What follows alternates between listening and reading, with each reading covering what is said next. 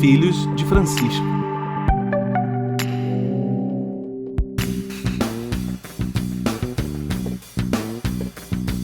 Bom dia, boa tarde, boa noite, chegando até você os Filhos de Francisco, podcast de quem tem Deus por pai e Francisco por paizão.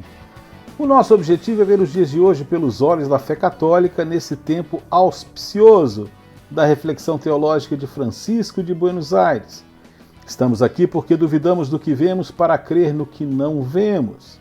Comigo, direto da doce carangola, Gabriel Resgala Silva, que é psicólogo e mestre em ciência da religião pela Universidade Federal de Juiz de Fora.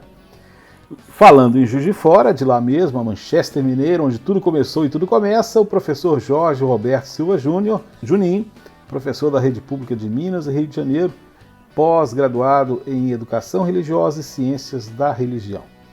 Direto do Meier, na retaguarda, Luiz Felipe Barbedo, professor e psicólogo pela Universidade Federal do Rio de Janeiro. Hoje temos, como sempre, no final, temos o holocausto que a gente conta da semana. Temos também hoje começamos a ter a participação dos nossos ouvintes, que queremos que participem, né, no quadro Fala Ouvinte. Não é só ouvir não, tem que falar também. Vamos ter uma contribuição hoje. E vamos lembrando, a nossa promoção está aí. Curta e compartilhe as nossas redes sociais com a hashtag Filhos de Francisco, não é? Hashtag Filhos de Francisco. Quanto mais você compartilhar, mais chances você terá de ganhar. Cada compartilhamento é uma chance a mais. Os felizardos, que serão 2, vão ganhar um desses 2 livros. Depois do Teu Olhar, Jesus pelos Olhos de Quem com Ele Viveu, e Comprei Jujuba, Contos, Crônicas e Reflexões, ambos do Gabriel Resgala, ambos autografados, e a gente vai falar mais sobre esses livros no final. E o sorteio é nesta quarta-feira, dia 5, às 19 horas, no nosso Instagram, @filhosdefranc, que é de Filhos de Francisco, né? FRANC, @filhosdefranc. Então, o sorteio é nesta quarta, dia 5, às 19 horas, no nosso Instagram. Você já garante um presente maravilhoso para o Dia dos Pais, mas você tem que participar, tem que compartilhar as nossas redes sociais. Nós começamos agora com o destaque da semana e vamos começar com o Gabriel. Gabriel, bom dia, boa tarde, boa noite. Qual é o seu destaque da semana? Bom dia, boa tarde, boa noite.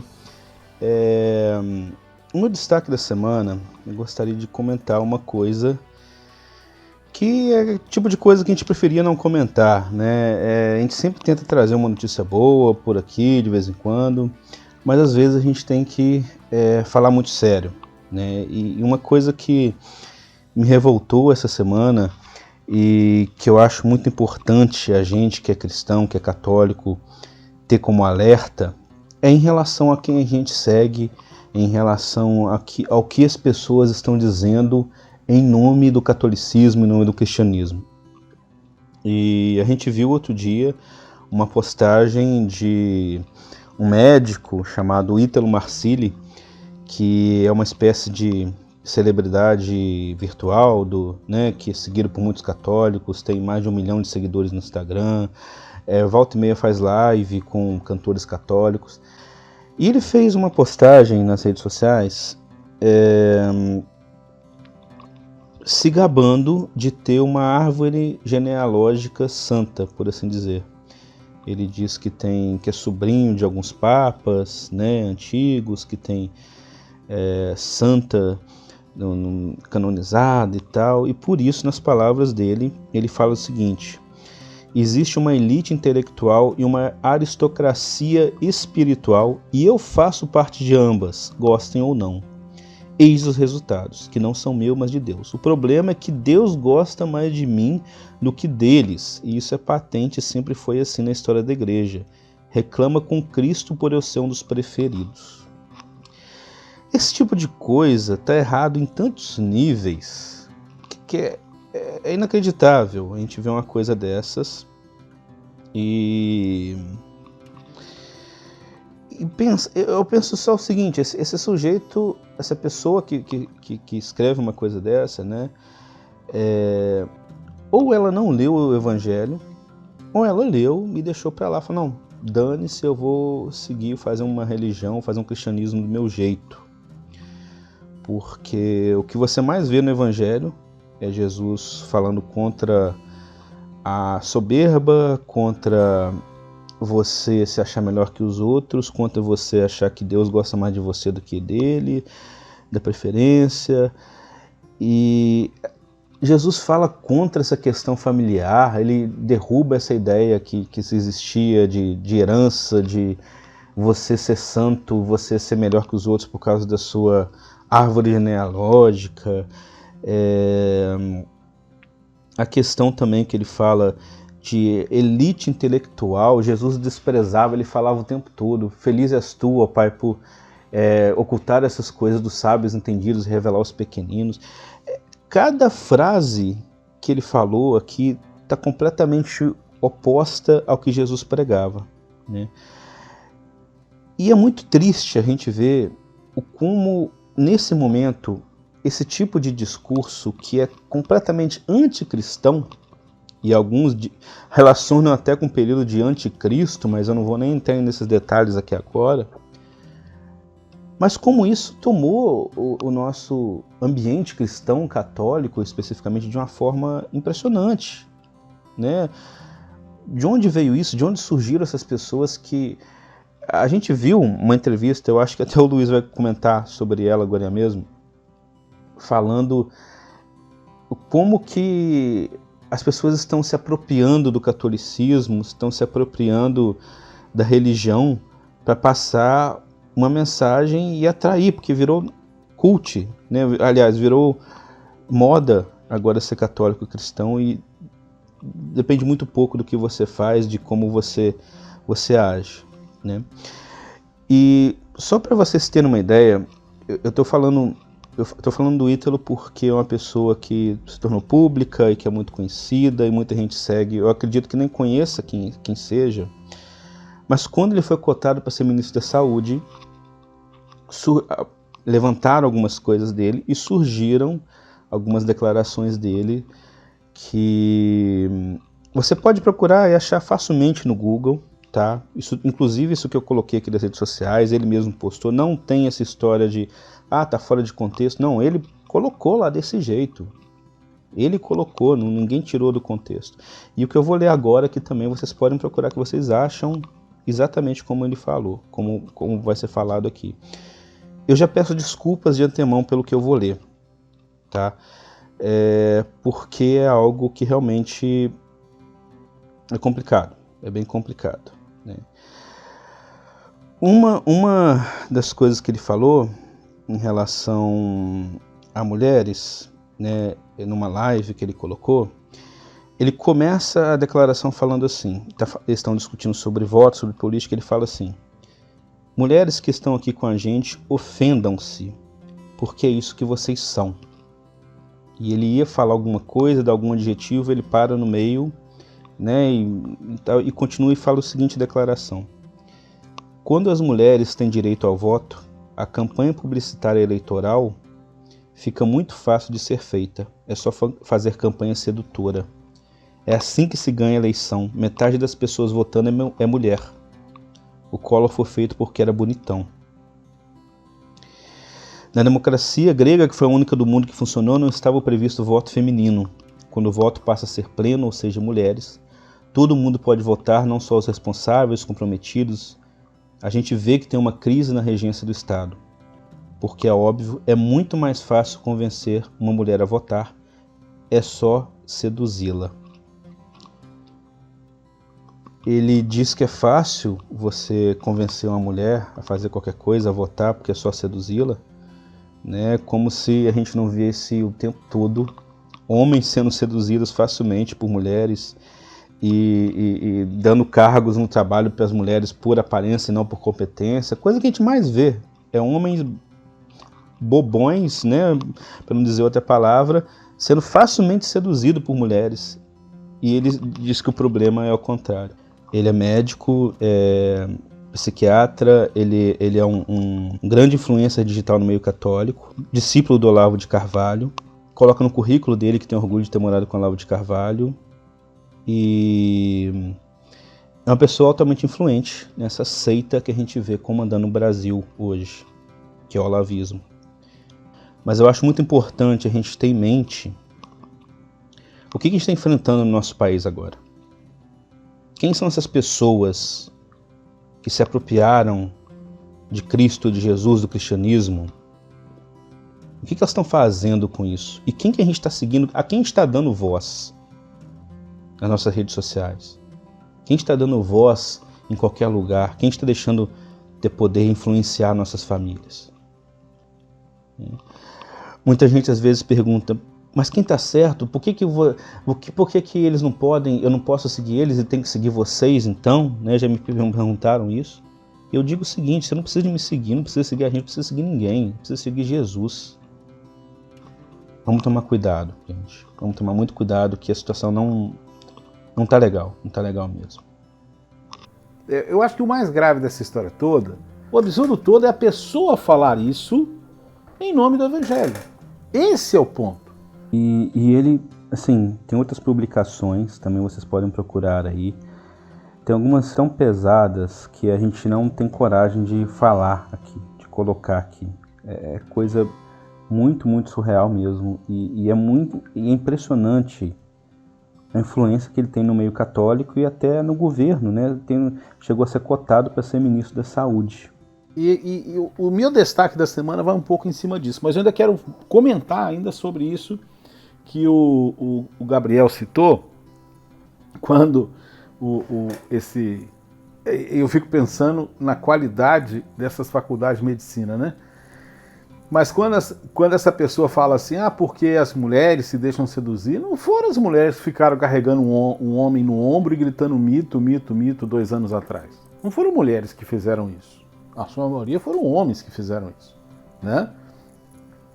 Então essa questão de sedução, como a seita olavista tem aí essa fixação sexual, de repente fica preso num aspecto sexual da sedução, mas a sedução vai muito além disso. E esse infeliz citar a democracia grega como modelo de democracia chega a ser assim, até um absurdo, porque a democracia grega era exercida por 5% dos cidadãos, 10% dos cidadãos. Né? Ou melhor dizendo, 10% eram considerados cidadãos, que eram os homens livres, nascidos em Atenas. Os estrangeiros, as mulheres e os escravos era metade da população, não participavam. Isso não é democracia. Claro que entre eles era democracia, porque havia participação, mas e é curioso pensar que quem propôs a expansão desse conceito de participação foi a burguesia, já nas revoluções burguesas, e posteriormente foi ampliado não só pelos direitos políticos, mas para os direitos sociais. Então, assim, volto a dizer, não me estranha que alguém pense isso, nem que fale isso. Me estranha é alguém ouvir isso e ver alguma similaridade disso com o Evangelho. Mas aí entra o meu destaque da semana, que é uma entrevista com um vaticanista, Jacopo Scaramucci, feita pelo site Intercept. Esse vaticanista escreveu um livro, Deus, no fundo à direita, porque os populismos desfrutam do cristianismo. E ele comenta, né, que o cristianismo está sendo explorado como uma estrutura sólida, né, para a família, entre aspas, tradicional. Aqui no Brasil ainda os homens de bem têm usado muito essa expressão, essa questão, né? Sendo que a prática política implementada por esses grupos que estão se apropriando do cristianismo, esses grupos não praticam os valores cristãos. É o caso agora do que o Gabriel acabou de falar, né? Como é que alguém se diz cristão, alguém se diz cristão com essas práticas políticas, né? O Scaramucci comenta que essa exploração visa louvar um passado supostamente glorioso, com forte apelo a todos aqueles perdidos com as crises econômicas, política, cultural da globalização. Então você tem um mundo que está numa crise, e as pessoas que estão perdidas nessa crise, elas simplesmente abraçam um suposto passado onde tudo era muito melhor, né? Onde tudo era perfeito. O autor escreve um capítulo no seu livro sobre o Brasil, um sucinto resumo do país, do Brasil hoje, como uma aliança entre militares, neoliberais e pentecostais. Ele ressalta que o presidente brasileiro é católico, tem vários referentes religiosos, entre eles pastores evangélicos, vários católicos tradicionalistas, né? Se é que merece o nome de católico, como o youtuber Bernardo Kister, que é bem conhecido aí do Gabriel, e que frequentemente faz uso político do cristianismo quando transmite ao eleitorado a necessidade de um sacrifício, quase um martírio, para se afastar do mal. A formação de um povo puro, entre aspas, a partir da instrumentalização do cristianismo, o autor mostra no seu livro, encontra uma ferrenha oposição no Papa Francisco, que já declarou que mensagens revestidas de ódio e certas políticas como as que prevêem muros contra imigrantes nada tem de cristãs. O desencontro entre essas correntes tem sido uma das marcas do papado de Bergoglio. Não é surpresa que existe um pedaço da igreja, diz o Scaramucci, o autor, que se reconhece mais em Salvini do que no Papa Francisco. O Scaramucci fez esse comentário. Sempre houve um cruzamento entre religião e política, seja no cristianismo, no judaísmo, no islã, no hinduísmo.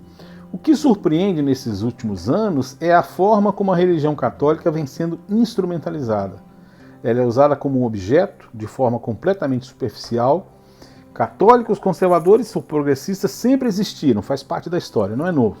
Mas em poucos anos, essa estratégia virou algo comum para a direita populista em muitos países.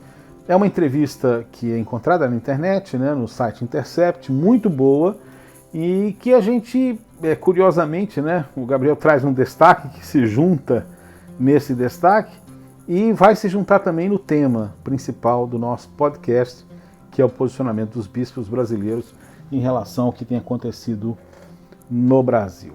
Esse é o meu destaque. Gabriel, Juninho, querem fazer algum comentário? Juninho, você já quer apresentar o seu destaque da semana? Sim, o que eu trago, primeiramente, bom dia, boa tarde, boa noite para aqueles que nos ouvem. O meu destaque eu trago sobre, vou trazer a manchete, tem em vários canais, tem a CBN, tem o G1, temos na Folha, mas eu vou trazer da Rádio Agência Nacional, que é a notícia que vai dizer que os pais de alunos de escolas privadas do Rio de Janeiro fazem abaixo-assinado contra vídeo que ataca isolamento. Bem, a rede privada emitiu um vídeo, vamos colocar entre aspas, institucional, falando sobre as medidas que foram tomadas em todo o mundo, mas que para o Brasil não, aos olhos destes empresários, não foi assertiva. Ô Juninho, só completando, é o Sindicato das Escolas Particulares do Estado do Rio de Janeiro. Pode seguir. Isso, Sindicato das Escolas Particulares do Estado privadas do Rio de Janeiro, Sinep Rio. E, abre aspas, vou ler, abre aspas, vimos que a ciência é a vacina. Estudos só confundiram. Trancar todos em casa não é ciência. Confinar é desconhecer, ignorar, subtrair vida, fragilizar, debilitar, mexer com o emocional. As crianças precisam voltar a se relacionar, brincar, refazer laços, rever seus amigos. Hora de reflorir. Fecha aspas. É um trecho que eu li agora. É absurdo falar que não é ciência, que ciência é a vacina e que trancar em casa não é ciência. O isolamento é uma medida de contenção. Nós já trabalhamos esse tema em podcasts, nós trazemos informações, dados científicos de como seria ainda pior se não houvesse o isolamento, mesmo com uma taxa questionável, abaixo do esperado, nós estamos colhendo o resultado disso. E, enfim, como questionar um dado científico dizendo que não é um dado científico.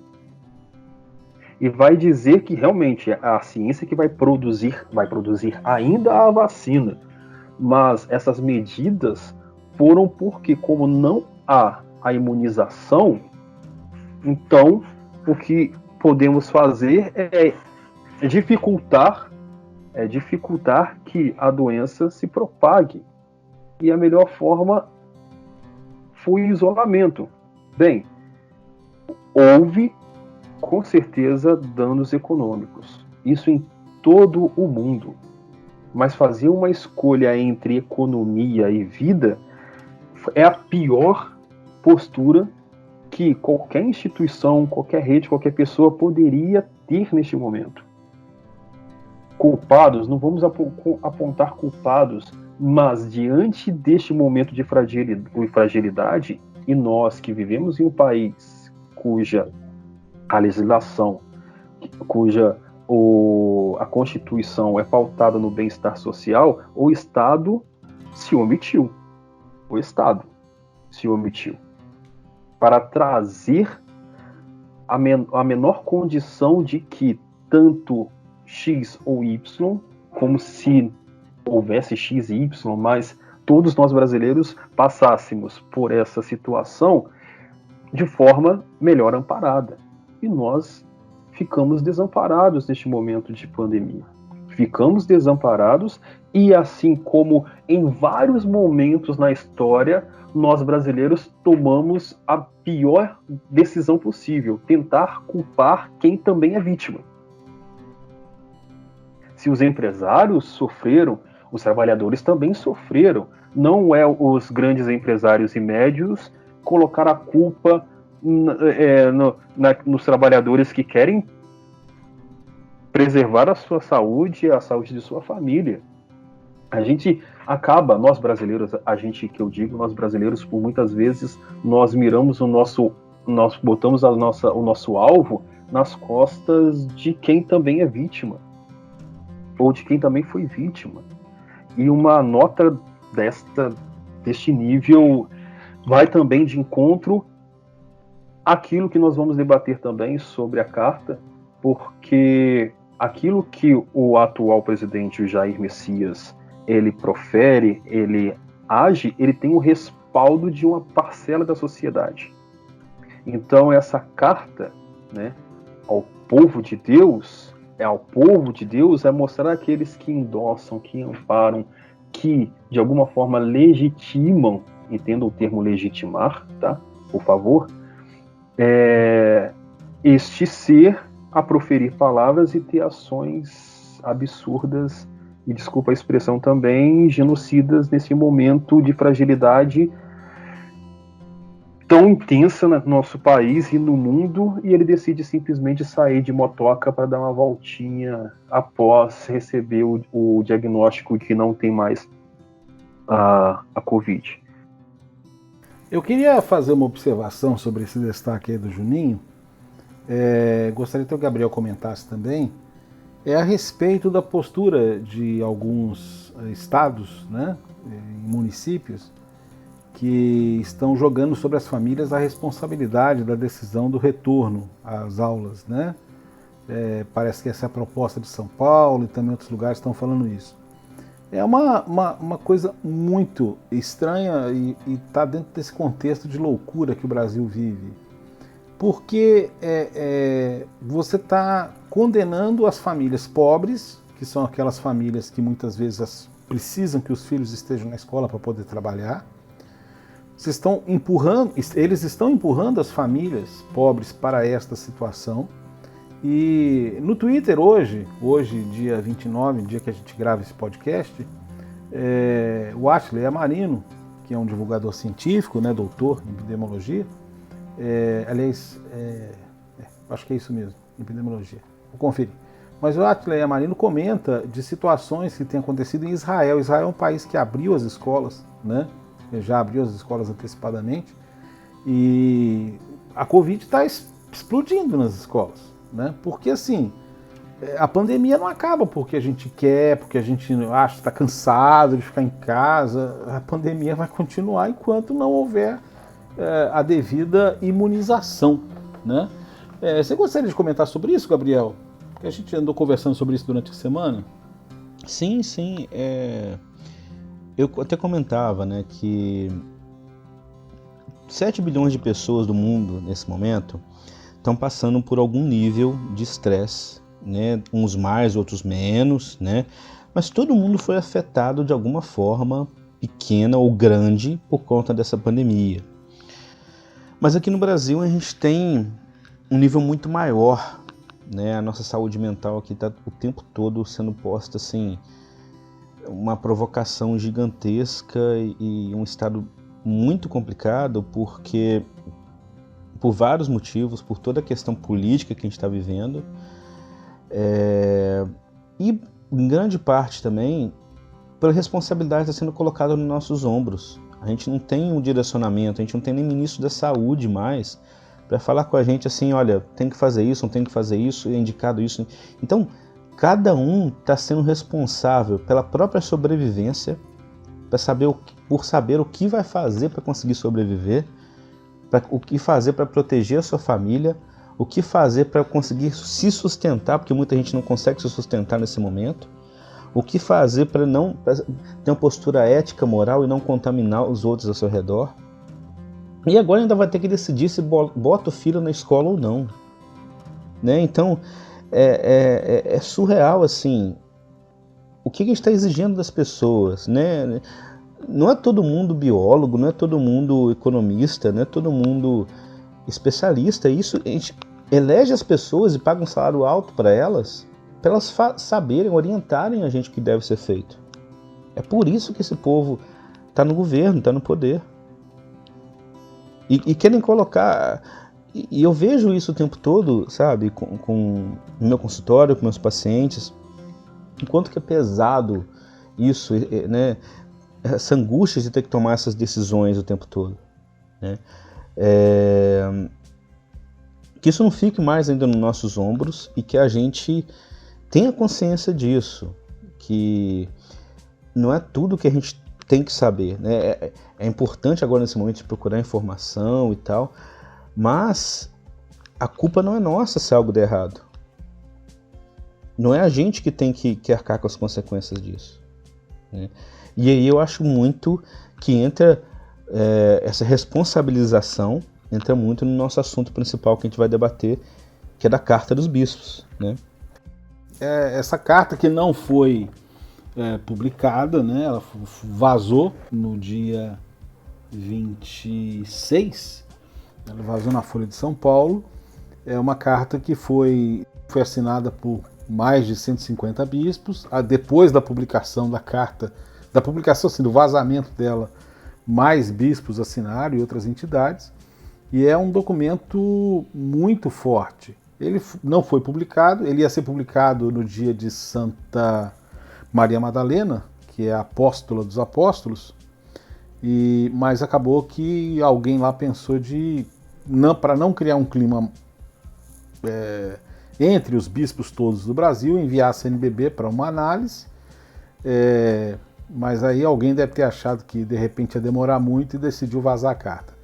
Gabriel, comenta sobre a carta, sobre o seu conteúdo, né? Eu acho que a leitura dela não seria interessante para nós agora, a gente pode deixar o link quando postar o podcast, mas o que de mais forte do conteúdo dessa carta que a gente pode comentar já agora? Olha, essa carta é uma carta muito forte, muito direta, ela é muito diferente das declarações oficiais que a gente vê a CNBB emitindo, né, ou mesmo assim declarações de bispos do clero que costumam escolher bem as palavras, ser muito comedidas, né? É uma carta longa e que fala muito diretamente assim, denunciando muita coisa do governo federal, o que ele está fazendo contra a vida e utilizando da religião para isso, né? Então é uma carta no estilo bem profético. Eu imagino que por isso que tenha dado algum mal-estar, talvez na CNBB, para de bate-pronto assim, assumir como da entidade, mas ela está discutindo isso, talvez se pronuncie sobre isso no futuro próximo, mas 152 bispos brasileiros, que é um número bastante expressivo, assinaram essa carta. E por que é importante isso? Por que é interessante a gente prestar atenção no fato de ser uma carta tão direta, falar tão claramente que é algo denunciando o governo federal e o presidente da República nesse momento agora, por conta dessas notícias que a gente colocou aqui antes.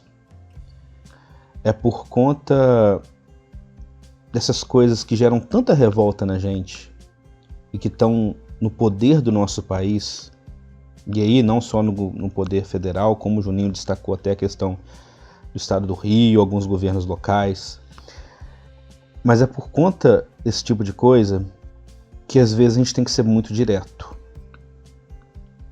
e que às vezes tem que se tomar uma posição muito firme, muito rígida, botar a mão na consciência,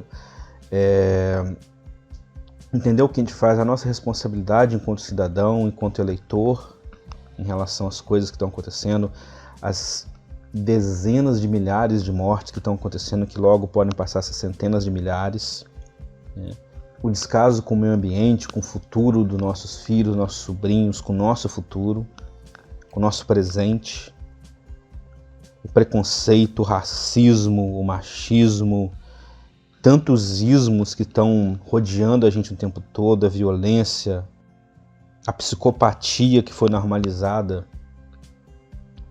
Isso tudo tem que ser denunciado pelos cristãos. Muita gente, às vezes, o comentário que a gente viu na internet ali, mas né, o clássico e o PT, né? Esses bispos ficaram calados nos tantos anos de governos anteriores, né? Basta você jogar no Google agora, nesse momento, CNBB e corrupção. Essas duas palavras. Basta jogar isso, você vai ver um monte de notícias, de notas da CNBB, denunciando coisas pesadas de governos anteriores.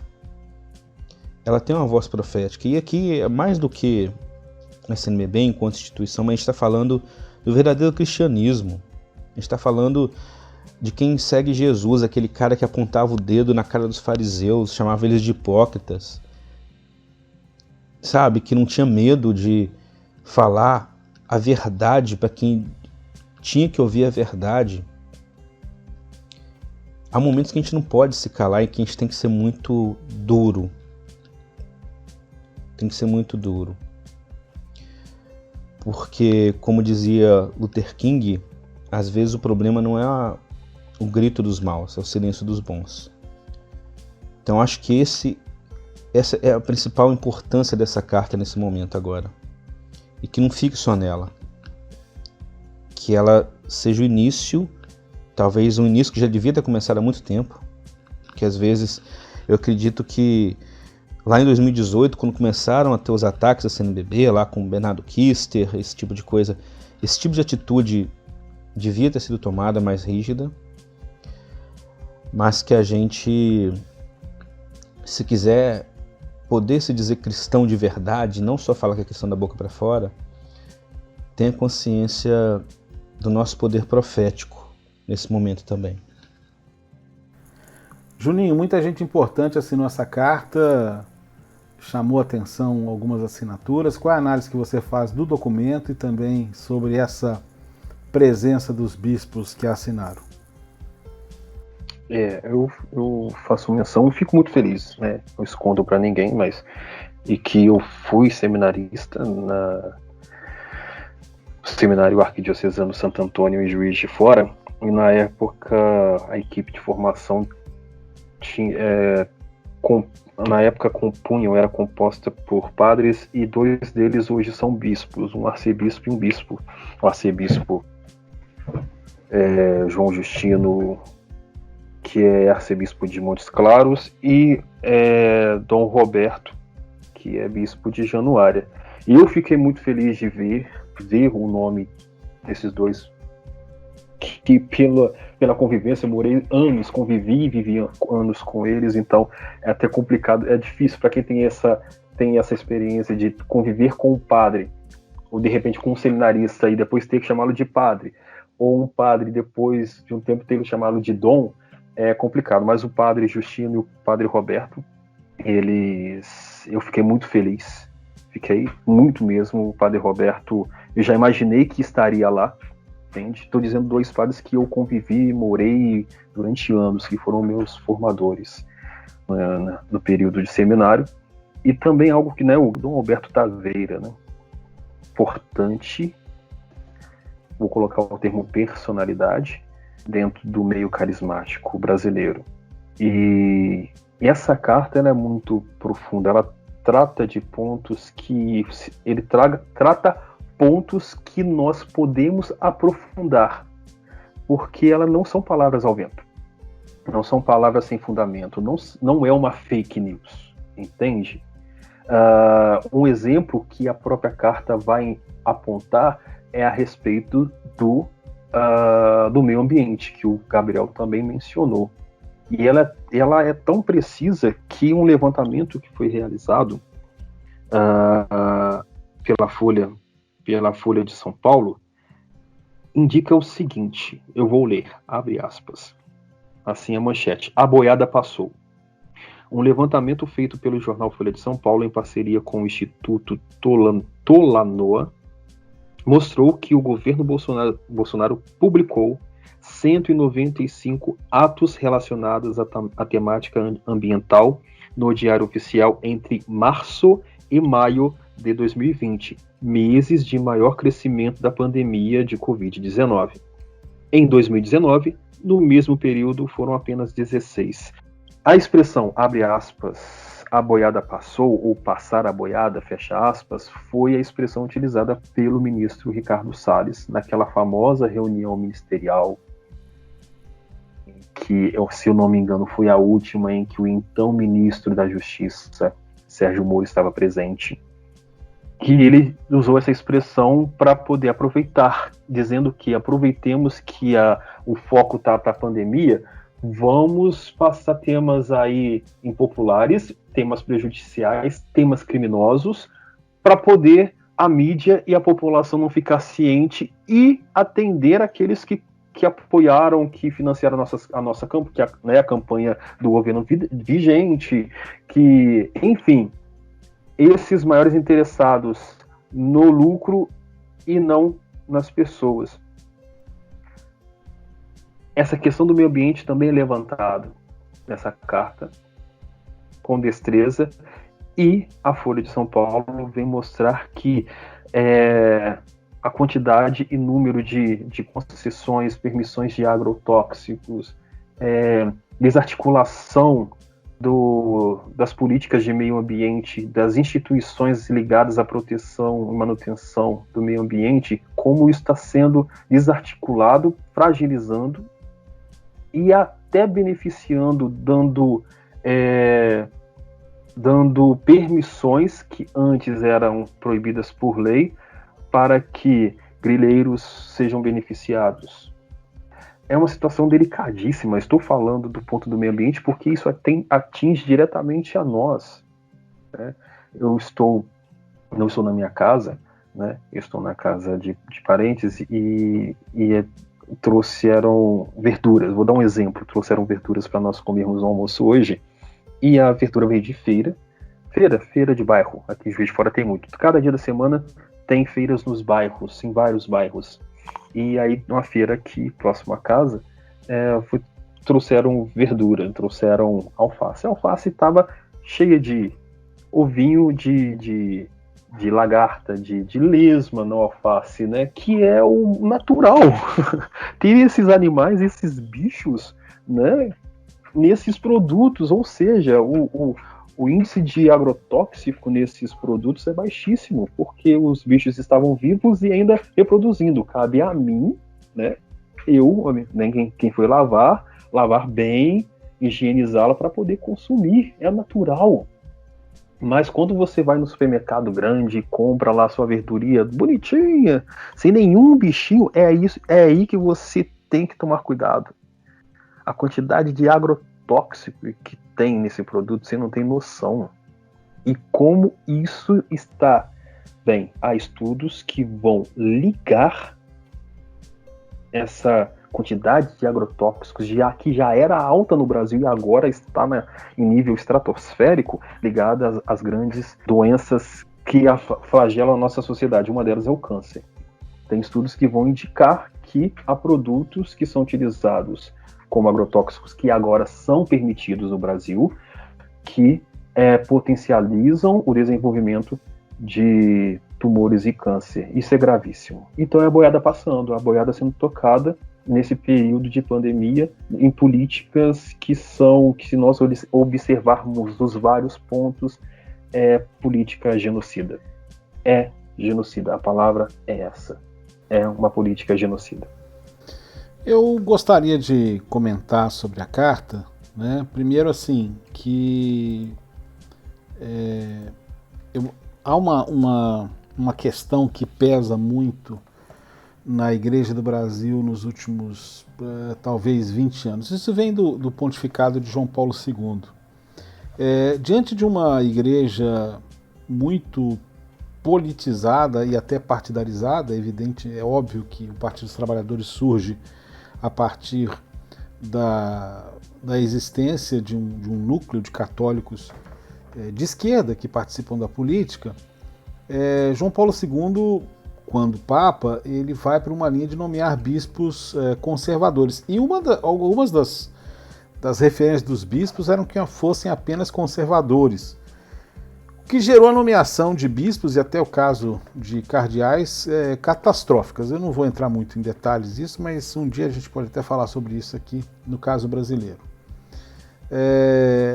Já Bento XVI, a nomeação de bispos no pontificado de Bento XVI foi muito marcada por uma prudência, por uma sabedoria, por uma preocupação muito grande de que os bispos tivessem não uma postura contra alguma coisa, né? Mas que fosse uma postura positiva diante da vida e do mundo. E são boa parte desses bispos que aí estão, né, na vida brasileira. Foram bispos que, sim, criticaram profundamente a corrupção, como Gabriel falou, e estava na hora desses bispos levantarem a voz, né? É um número significativo, né? Tá aí um terço, pelo menos, já teriam escrito, né, mais ou menos, um pouco mais de um terço, essa carta. E as observações que eles fazem são exatamente aquelas que nós temos feito aqui, né, no podcast.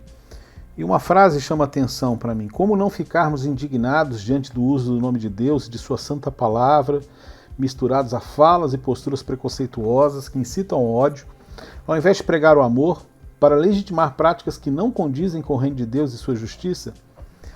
Uma coisa legal nessa carta é que ela não é da CNBB, porque criou-se essa mitificação, né, no Brasil entre católicos conservadores ou católicos de direita, né, direita radical, que manipulam o catolicismo para os seus interesses políticos, tanto quanto lá atrás, não recentemente, mas lá atrás a gente viu pessoas de esquerda manipulando o catolicismo para o seu interesse. Chama a atenção de que esses católicos eles detonaram a CNBB para muitos grupos católicos. CNBB. Não foi a CNBB. Isso é documento dos bispos. O meu bispo de São Mateus, bispo da cidade de Montanha, onde eu resido, ele assinou esse documento, essa carta, né? Então eu posso dizer que é uma orientação do meu bispo para o povo de Deus.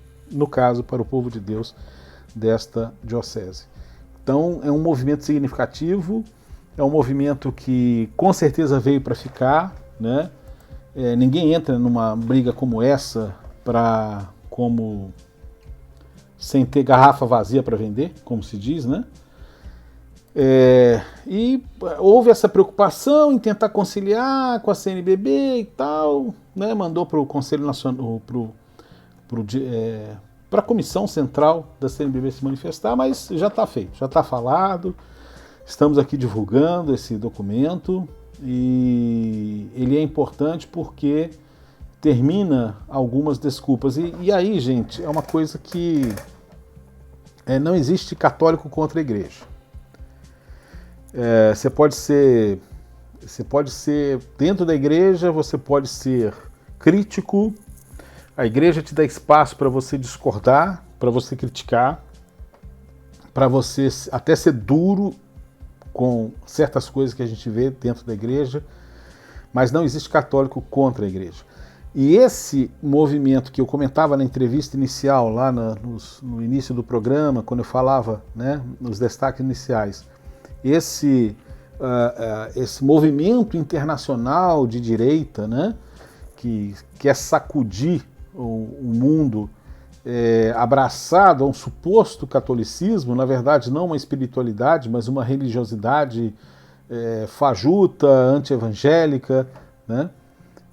Esse movimento ele tem que ser denunciado, profeticamente denunciado, como João Paulo II denunciou a utilização da igreja no Brasil por grupos de esquerda que não permaneceram na igreja posteriormente a essas denúncias de João Paulo II.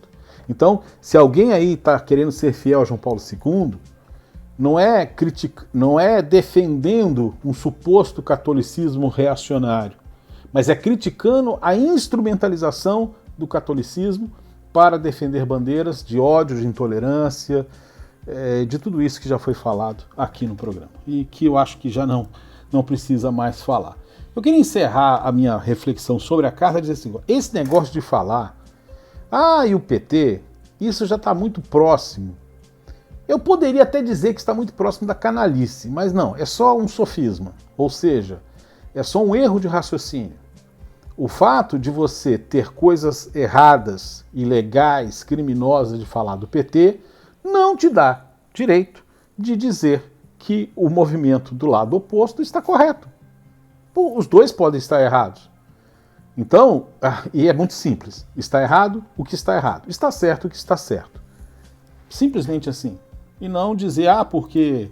eu acho que o Gabriel definiu muito bem, o que existe é uma seita política, que abraça tudo como se tudo fosse verdadeiro, e que hoje, no dia 29 de julho, dia que nós gravamos esse programa, traz um número de mais de 90 mil mortos, né? E estamos chegando aí rapidamente para os 100 mil mortos muito em breve no Brasil. E isso é uma tragédia que poderia ter sido evitada, que poderia não acontecer da forma como está acontecendo. E não venham com desculpa de dizer que o país é pobre, porque tem país pobre que morre menos que a gente. Nós temos um país que não tem um ministro da Saúde há mais de 70 dias. E que está entulhando o Ministério da Saúde de apaniguados, de até coisas suspeitas, como aconteceu agora, uma pessoa que não tem o mínimo preparo nomeado para ser representante do Ministério da Saúde em Pernambuco. Então, não dá. Realmente não dá, e graças a Deus os bispos falaram, porque se eles calassem, as pedras falariam, e que bom que os bispos falaram. Bom, a gente vai chegando ao fim, não sei, Juninho, Gabriel, as últimas palavras? Eu não queria deixar de falar, porque nós falamos, né, está sendo contabilizado o número de mortos, parece que estamos cavando, estamos enaltecendo as mortes. Não, o que menos queríamos é que estivesse no número que está.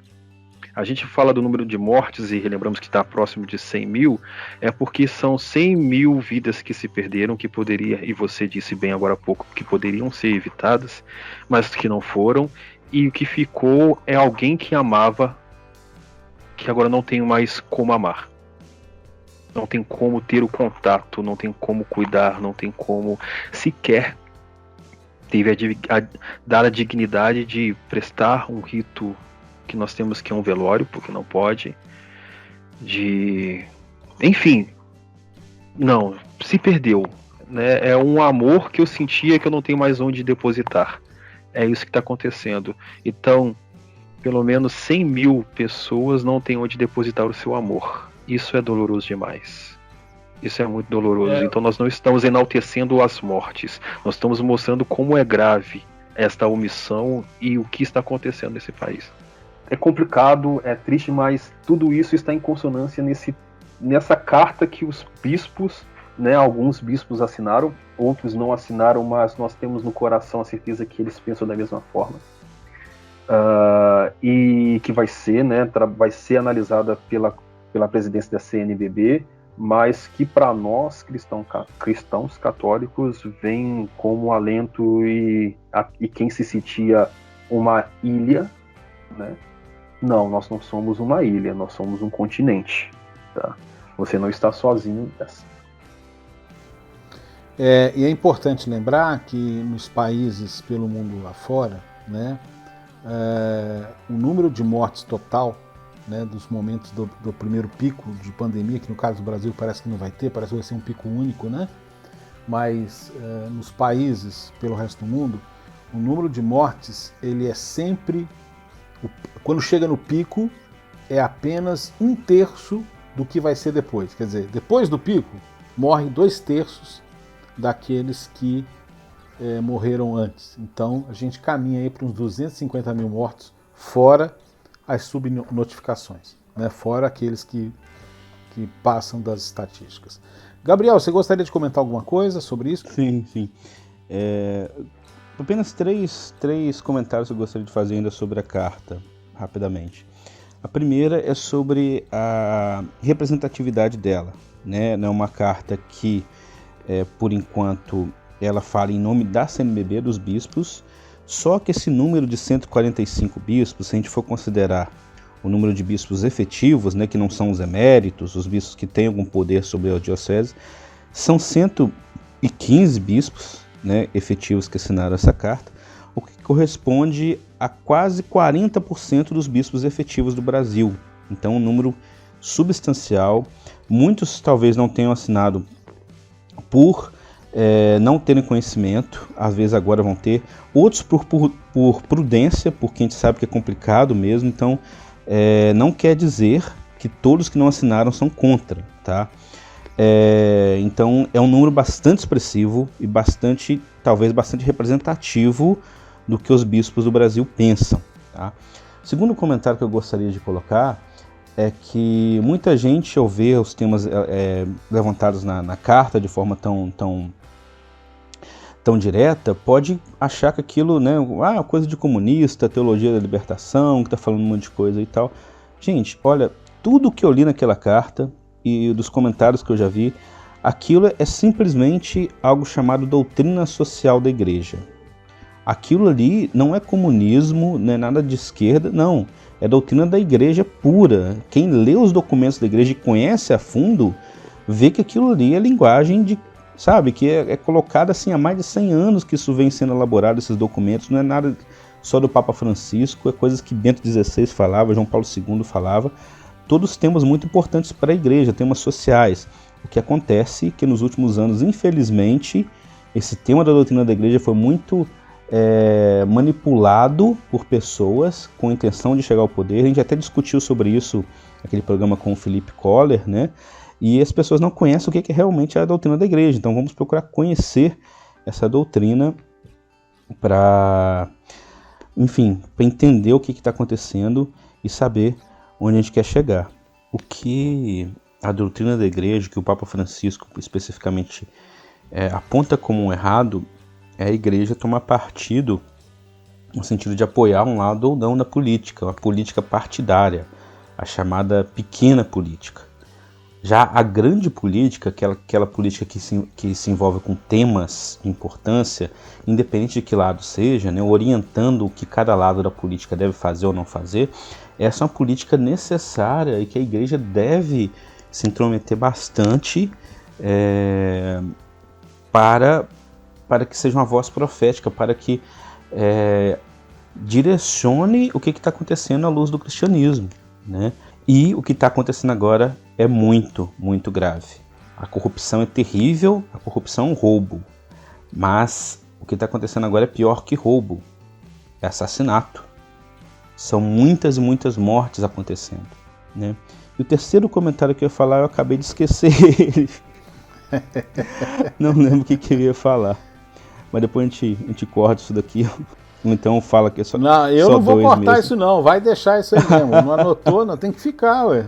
Isso aqui é um podcast gravado ao vivo. É um alívio cômico num podcast tão tenso, né? Eu acabei de esquecer aqui. Ah, lembrei o que eu ia dizer. É o seguinte, é sobre a presença da assinatura de Dom Taveira, como o Juninho já salientou, né? Dom Taveira, Dom Alberto Taveira, é o bispo que há muitos anos é o assessor da CNBB responsável pela renovação carismática católica. Ele é respeitadíssimo dentro da renovação carismática, todo mundo que eu conheço do movimento gosta muito dele, realmente é uma pessoa, você vê que é um homem de Deus mesmo, né? E ele assinou esse documento, então é mais um alerta para quem acha que ser contra o governo atual é só coisa de comunista, só coisa de gente de esquerda da teologia da libertação. Presta atenção no que significa Dom Taveira estar aí. Presta atenção na gravidade que é isso, né? Então fica a reflexão, que a gente saia um pouco dessa polarização absurda e tente ver as coisas com a gravidade que elas têm. Pois bem, então vamos lá, daqui a pouco você vai fazer a gente rir também. Vamos lá. Participe, o sorteio é nesta quarta agora, dia 5 às 19 horas, no nosso Instagram. Curta e compartilhe as nossas redes sociais com a hashtag Filhos de Francisco, não erre, hashtag Filhos de Francisco. No Instagram, você não tem como compartilhar, mas você tem como postar várias vezes, né? O nosso Instagram, instagram.com/Filhos de Franque, com C, Filhos de France, né? Sem E, Franque, né? Facebook também.com/Filhos de Franque, é só com C, e no twitter.com Fidefrancisco Podcast. Feed Francisco, é um Feed Francisco mineiro. Feed Francisco. Só você ir lá, na sua plataforma que você está ouvindo esse podcast, no Deezer, no Spotify, no Google, no YouTube, vai lá na descrição desse podcast, que vai estar todas as redes sociais lá. Só clicar lá, seguir o link e seguir a gente. Exatamente. Quanto mais você compartilhar, mais chance você vai ter de ganhar. Cada compartilhamento é uma chance a mais. Os felizados vão ganhar um dos 2 livros. Ô Gabriel, fala dos livros aí, o Depois do Teu Olhar e Comprei Jujuba. Conta pra nós sobre esses livros. Ah, sim. O Comprei Jujuba, primeiro livro que eu fiz, de forma bem despretensiosa. Eu fiz para dar de presente para uma namorada minha na época até. E, né, um presente bem chique, bem elaborado, né? Mas que foi bacana porque eu acabei divulgando as crônicas que eu já tinha escrito há muito tempo, os amigos gostaram muito, eu acabei compartilhando isso. Foi uma experiência muito bacana de um olhar sobre a vida, né? Escrever coisas do cotidiano, algumas histórias, alguns contos e reflexões, e que é muito bacana, assim, eu não esperava que as pessoas que lessem fossem gostar tanto, coisas minhas que acabou fazendo relativo sucesso, né, com os amigos, né? Bem legal. E o segundo, o Depois do Teu Olhar, eu fiz imaginando como seria a convivência com Jesus por aqueles personagens que estavam ali do lado dele o tempo todo. Pedro, Nossa Senhora, São José, São Dimas, um monte de gente que cruzou com ele. O que será que essas pessoas pensaram, né? Então eu fiz uma pesquisa bíblica e tal, mas é um livro de ficção, né? Não foi só aquilo que está na Bíblia ali, mas eu tentei não contrariar nada que estava ali. Então, contando um pouco algumas historinhas, né, que leva a gente a ter essa reflexão sobre Jesus como ser humano também, né? Divino, mas humano, como a gente tem um contato mais próximo com ele. E vai ser um prazer aí poder entregar esses livros, fazer uma dedicatória personalizada para as pessoas. Quem quiser dar de presente para os pais também é só falar que eu faço dedicatória para o pai também, a gente entrega, né? Tranquilo, beleza. Quarta agora, dia 5 às 19 horas, no nosso Instagram, @filhosdefrank, F-R-A-N-C, de Francisco, né? @filhosdefrank. Participe e assista conosco a live do sorteio. A gente começa hoje o Fala Ouvinte. Fala Ouvinte é um momento de que o ouvinte fala, né? Ele não só ouve, né? E o Márcio Tim, grande amigo de Teófilo Otoni, mandou uma mensagem pelo WhatsApp sobre o nosso programa sobre conservadorismo. E ele fez algumas observações muito interessantes. Eu vou tentar sintetizar, né? Quando se fala em conservadorismo, o que se pretende conservar? E no Brasil, as pessoas entendem, né? Ele comenta que não se deve pensar em conservadorismo no Brasil com bases capitalistas, né? A gente não tem um capitalismo conservador, né? O nosso conservadorismo ele é patriarcal e escravista. Então, o que acontece? As pessoas entendem um cristianismo conservador, né? Como conservar as coisas patriarcais e escravistas brasileiras, né? E é interessante que eu estou lendo esse texto do Márcio hoje, nesse programa, em que a gente faz esse fecho, né? Talvez esse texto do Márcio aqui vai nos ajudar a fazer um fecho para esse programa. Ele diz o seguinte: as pessoas entendem, né? Boa parte dos brasileiros entendem que a concepção de família que eles têm é a concepção cristã, mas a concepção que eles têm não é uma concepção, isso sou eu dizendo, ela não é cristã. Família, para a maioria dos brasileiros, seria, nessa visão patriarcal, escravista, chegar em casa, depois de passar no boteco, encontrar mulher submissa, com tripla jornada de trabalho. Então diz o Márcio que, para essas pessoas, a verdade cristã é essa, é conservar o que foi construído culturalmente, tá? Essa é a alma brasileira, uma essência formada historicamente que não passa necessariamente pela lógica do capital.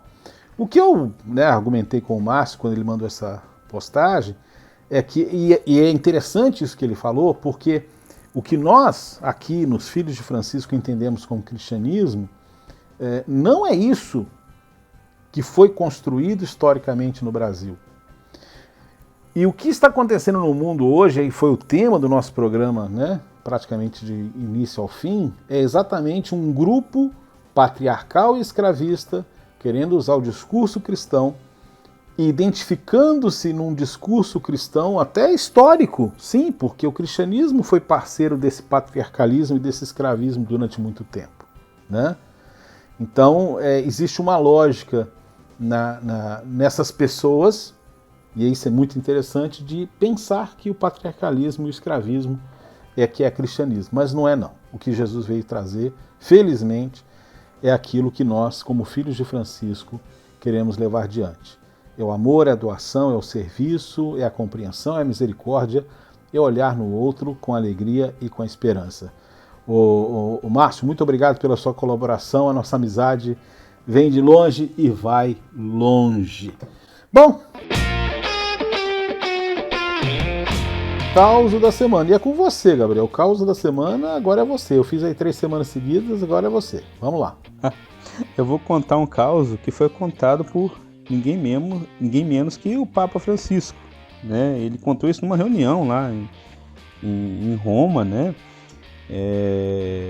E o caos é o seguinte: você tinha uma paróquia, provavelmente na Argentina, que ele conheceu lá o padre, né? E uma senhora piedosíssima que morava em frente à paróquia e que ia todo dia na missa, ia lá, todo dia comungava e voltava para casa. Voltava para casa e ficava falando, né, dos paroquianos, como os católicos nós gostamos tanto de fazer, né, falando da vida dos outros, se preocupando com a vida dos outros, né? E ela ia lá todo dia, ia lá comungava e voltava. Um dia ela ficou doente, não pôde ir lá na missa. E aí ela chegou pro padre e falou: padre, por favor, traga comunhão para mim.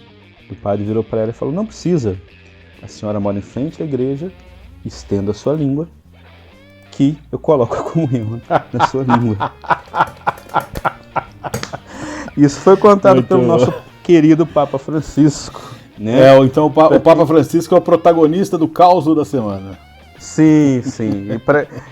Ele conta isso para ilustrar, como ele diz que a fofoca é complicada no nosso meio, né? Com certeza.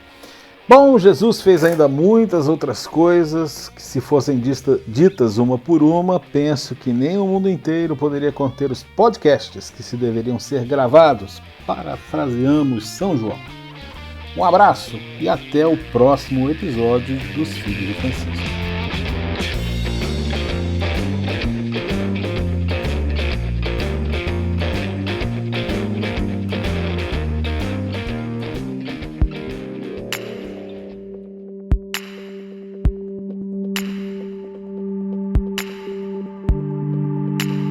Filhos de Francisco.